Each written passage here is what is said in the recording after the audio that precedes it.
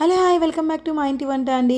So ఇవాళ మా ఇంట్లో చుక్కకూర పప్పు అండ్ నేను రాత్రి టమాటా కూర చేశాక అది కొంచెం ఉండి పిల్లలకి, సో నాకైతే చపాతీ అండ్ బ్రోకలీ పప్పుతో తినేసాను. నెక్స్ట్ ఈవినింగ్ అయితే పిల్లలకి ఆకలేసిందంటే బొరుగులు ఉప్మా చేశాను.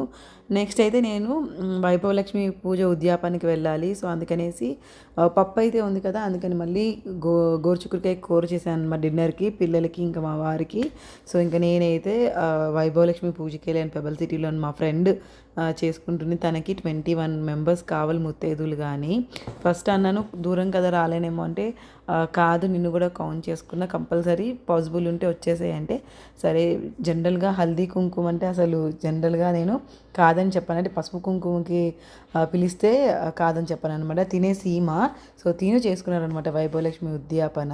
సో మటర్ పులావ్ చేశారు, గోబీ ఇంకా ఆలు కర్రీ చేశారు, చోలే చేశారు, పూరి ఇంకా రైస్ కీర్ అండి. రైస్